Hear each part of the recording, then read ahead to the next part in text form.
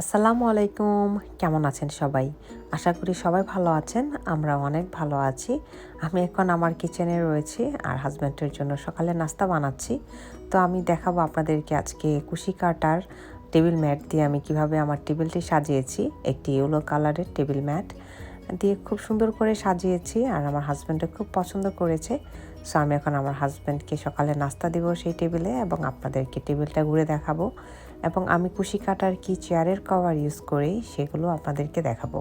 আর চেয়ারের কভারগুলো সাথে ম্যাচিং করে আমি আজকে আমার ড্রেস পরেছি মিন্ট কালারের। তো আমার হাজব্যান্ড চলে এসেছে আমাকে দেখার জন্য নাস্তা হয়েছে কিনা। সো আমার নাস্তা প্রায় রেডি। এই যে আমি টেবিলে সাজিয়ে রেখেছি আমার হাজব্যান্ডের জন্য নাস্তা।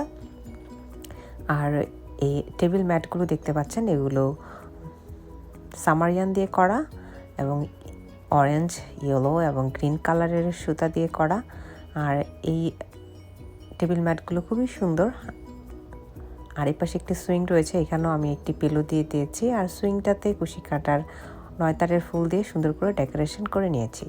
আর চেয়ারের যে কভারগুলো দেখতে পাচ্ছেন এগুলো মালাইকট দিয়ে তৈরি এবং দুই পাশে মালাইকট সুতা, কারণ কাপড় আমি ইউজ করি না চেয়ারের কভারে বা কুশন কভারে, কারণ মালাইকট সুতাটা অনেক লাস্ট লঙ্গার, কাপড়টা কিন্তু তেমন একটা লাস্টিং করে না।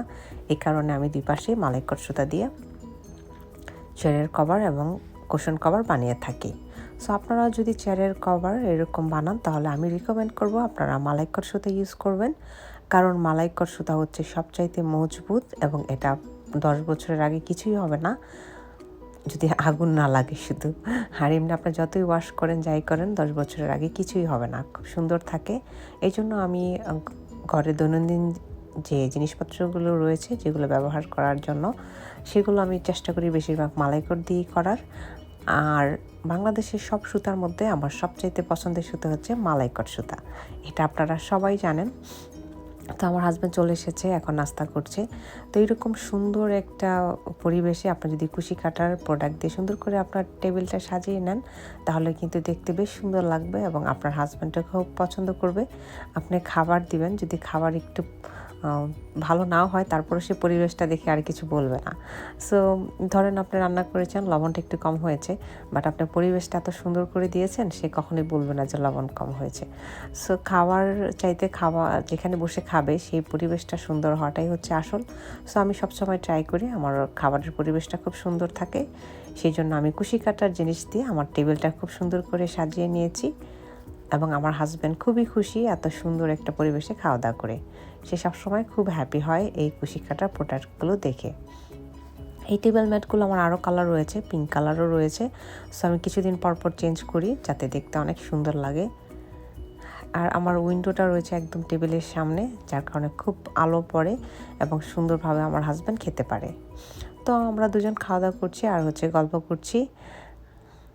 আর আলিফ রাফি স্কুলে গিয়েছে, এই হচ্ছে সুযোগ ভিডিও শ্যুট করার। তো এই সুযোগটা কাজে লাগাচ্ছি।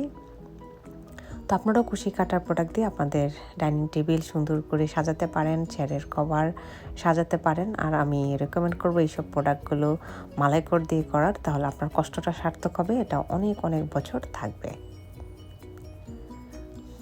So thank you so much আপনাদের সবাইকে ভিডিওটি দেখার জন্য।